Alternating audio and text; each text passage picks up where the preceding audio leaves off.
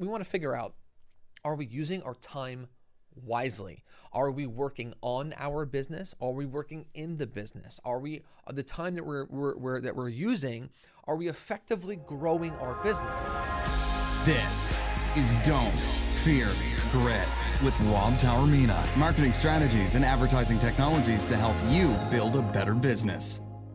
Hey guys, we're going to do a quick follow-up to our last episode where we had Marissa Thompson come in from FlexiBook bookkeeping services, and she was talking about some incredible tips for businesses as it relates to accounting and bookkeeping, and to help them save money, save headaches. It was a really great episode. I highly recommend checking that out if you haven't done so already. But this is a follow-up to that where I want to just take one thing that we had discussed and really highlight it here, and that's the idea of outsourcing, and specifically on the topic of when is the right time to start outsourcing in your business. Outsourcing has become a really popular sort of opportunity for people. It helps to fill roles that otherwise maybe that you don't have someone in-house. And there's a lot of other great reasons that I really want to just dive into today. So on this whole topic of outsourcing and when is the right time to outsource. First, let's talk about the different types of roles that are commonly outsourced.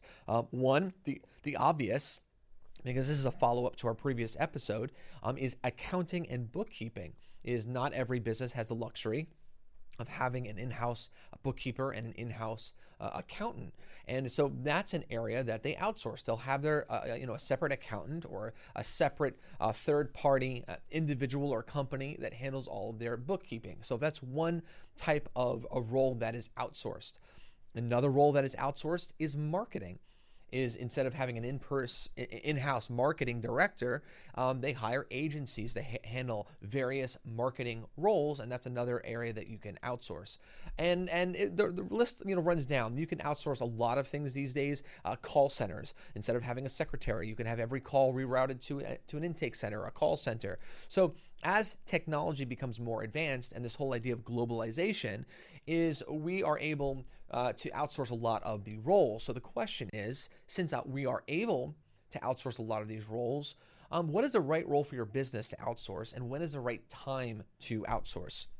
And I like to really just start with one question to help people get to a place of comfort of whether or not they should outsource. Is let's break up a business into three categories, right? Three pay structure roles. One, you've got the $10 an hour job, the $10 an hour role, the $50 an hour role, and the $100 an hour role, right? And as a startup, as a business owner, when you first start out, you're wearing every single hat, you're performing every single role.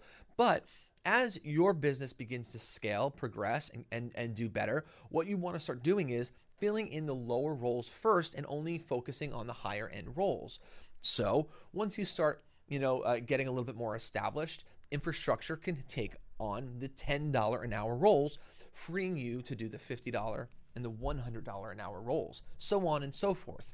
As you scale up again, you can bring other people on to handle the $50 an hour roles, and you can only now focus on the $100 an hour roles.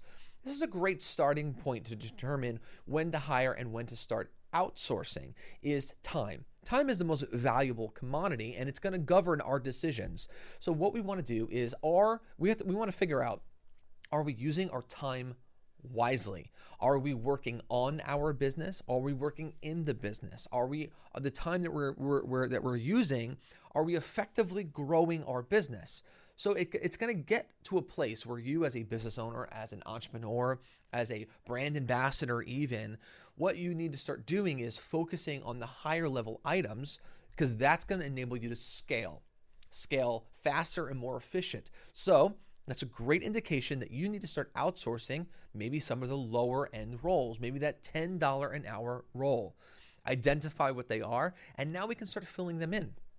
Now, are there cases where you can now, in a way, we can use this word creatively, this outsourcing word, can we outsource it to a person that's in-house? I know that sounds kind of weird. Absolutely, because what you're doing is you're going to be outsourcing the role that you previously were performing yourself. Now you're going to outsource it to a brand new employee and do this in-house. So that could be a creative way using that word, and now you're going to outsource your role to someone brand new in-house. Now, what about outsourcing it to someone who is maybe not an in-house person? This is someone who is working remotely, maybe even working in a completely different area geographically. This is really where this word outsourcing really comes into play. Most of these outsourcing roles fit into that particular category. So let's talk about that right there. Is a great role that should be outsourced. First, let's talk about marketing. You likely did not start an advertising and marketing agency. You likely are in a business where it could be a restaurant, right? It could be food service. Maybe you are a professional, you're a lawyer, you're a doctor, maybe you're an accountant. Fill in the blanks. You did not necessarily open up your business because you are a marketing expert. In this case, it is the right thing to do to find someone who is an expert and outsource that role to that person or that agency. They'll be able to perform that job a lot better than you can, which means that your ROI, your return on your investment on that role, will be much greater. Same thing applies to bookkeeping, right? Is when you are ready to now scale up your business, something that will free you up to do that is actually to bring on a bookkeeper or outsourcing it to a bookkeeping service. I'm going to run some numbers with you. I wrote them down here. Well, typed them out. I'm a technology guy, right? So imagine you have someone in-house and they're working 30 hours a week and you're paying them $60 an hour in order to be your in-house bookkeeper, right? And it takes them that 30 hours a week to perform all of their tasks for that given week. So that's going to be a $1,800 project. Or you can outsource it to a professional bookkeeping service where they might be charging you $100 an hour. Now, on the front end, you're thinking it doesn't add up. Why would I pay $100 an hour to outsource it to a bookkeeping service versus just I can save money? It's the illusion, by the way, of saving money, and I'll get to that in a second. And save money and pay them only $60 an hour. Here's the reason, is you're going to be paying $100 an hour to a professional bookkeeping service. This is what all they do. Literally, this is all they do. They are experts and authorities in the area. There's massive infrastructure. So it's not just one person, it's a team of people. So that person that you could have hired for $60 an hour, it took them 30 hours. You outsource it to a professional service where there's infrastructure, there's a whole team of people working on it. That 30 hours gets cut down to 15. So simple math. $100 an hour sounds like it's more per hour, but as far as the project is concerned, you're saving money. Because 100 times 15 is now $1,500. So based on those numbers right there, you're actually saving yourself $300 on that particular project by not keeping it in-house, by outsourcing it to someone else. So it's a great way of increasing the level of your talent, finding people who are highly, highly skilled. Otherwise, if you had that person on your team, it would cost you a fortune. But now because you're outsourcing it to a professional service with lots of infrastructure, this is literally all they do. The hourly wage might seem high, but the cost per project is actually much lower. So you're getting better quality service for ultimately in the end, when you cost it out per project, you're saving a ton of money. That's a great example of when to outsource. Let's not focus on that, these small numbers and say, oh, well, I can save money because of the hourly wage. No, let's price it out per project. And what you're going to realize is you're going to save a lot more money even per project. Here's another reason to outsource and why you can actually save a lot of money. I touched on it a little bit in that when you outsource, what you want to do is you don't want to just find any person that can do the job. When you outsource, you want to find the best person, the best organization that can do the job well, because what they'll end up doing is not just saving you money as far as the cost of the project, but because they're the best at what they do, They know all of the details of this particular project and they can get more money out of it. In the case of a bookkeeper, a professional bookkeeper who is well versed with tax law and everything else related to bookkeeping, they're going to be aware of ways to save money on expenses and on taxes that someone else in-house that you would have to train wouldn't be that well versed in. So there's another way that that person can save you money. And I'm not just talking about bookkeeping. That's true with outsourcing a lot of these roles. Marketing as well. Remember, you didn't open up your business to become a marketing director or become an expert in marketing. You opened up your business because you were passionate about your product and your service. So you focus on that. When you bring in a professional marketer, a professional agency, and I'm not just talking about anyone. Remember, we're talking about people who are highly skilled in what they do, is they'll not just save you money on the cost of the product, of the project, they're also going to save you money because a good marketer is going to make you more money because they know the world of marketing really well. They know how to maximize reach, how to maximize conversions, how to build out funnels and leverage advertising technologies, right? These are all things that you may not be skilled at. You may not even be aware of that, but a highly skilled marketer would. So this is another great example of when to outsource. So there's a lot of these great roles. And what you want to do is you want to actually have these sort of reflection moments. You're in your business and remember earlier we categorized it into 3 groups. Categorize your roles into these 3 groups: the $10 an hour job, the $50 an hour job, and the $100 an hour job. Now that's all scalable and relative to your business, so you can replace those numbers relative to where you are in the world and the sort of the economies of scale type of thing. And it could be at $1,000, whatever it is. But you understand our point here. You got $10, $50, $100 an hour jobs.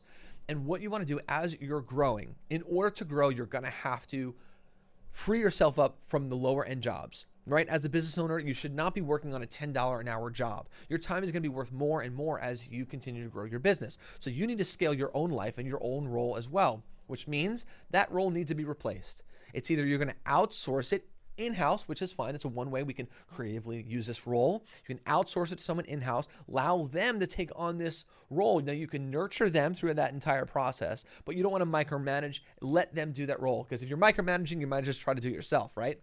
Or the other way is some of these roles, let's analyze them. Is it more effective? Would it create a greater impact long-term on both you and your staff by outsourcing it to another company or another person? And again, since this is a follow-up to the Marissa Thompson's episode about taxes, let's keep on using that as the example of bookkeeper. A bookkeeper is a great example of something that you can outsource to someone else in another company. Now, she owns FlexiBooks, so that's one great option for you to use. There are a number of really great bookkeeping services that you can outsource this to. Honestly, my recommendation is number 1, ask people around you. Ask other business owners. What do they do? They'll be a wealth of knowledge and a great source for you. And there's another thing. I don't know if you've heard of it. It's called Google. It's literally the world's encyclopedia of all information. Check that out and start outsourcing and figure out what are some available options. And I would create demos and have conversations and figure out if, in fact, this would be a good option for you to outsource your bookkeeping services. But this episode is a great sort of moment, a reminder that you should audit your business on a regular basis. Some people audit it on a weekly basis. Some people audit their business on monthly or quarterly or annual. I would audit your business if you haven't been doing it at all. I would audit it at the very least on a monthly basis. At the end of your month, go through your books, talk to your staff, have meetings, analyze all the projects. And what you'll do is you'll surface all the great things that you guys have been able to accomplish, some of the great solutions that you've figured out to do things better and that you could apply more intentionally moving forward. But you're also going to reveal the areas of your business that need a little work.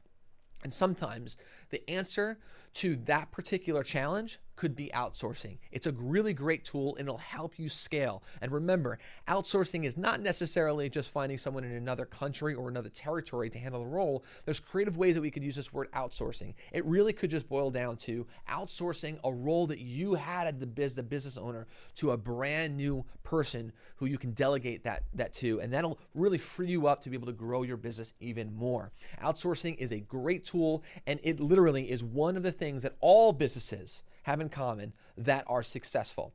Businesses that are successful, they outsource. Period. End of story. So you want to know this? One of the secret sources, it's called outsourcing. If you haven't done it, look into it. If you have, but you haven't had really great success at it, that's fine. I would keep on pressing and research a little bit more. Maybe your answer is you didn't outsource it to the right agency or to the right person. You didn't do enough research or you didn't hire the right person. But it doesn't mean that just because that particular experience was bad, it means that outsourcing is bad for you. It could just mean situationally, you didn't pick the right person or the right group. Outsourcing is the one thing, not the one thing, it's one of the things that all successful businesses have in common.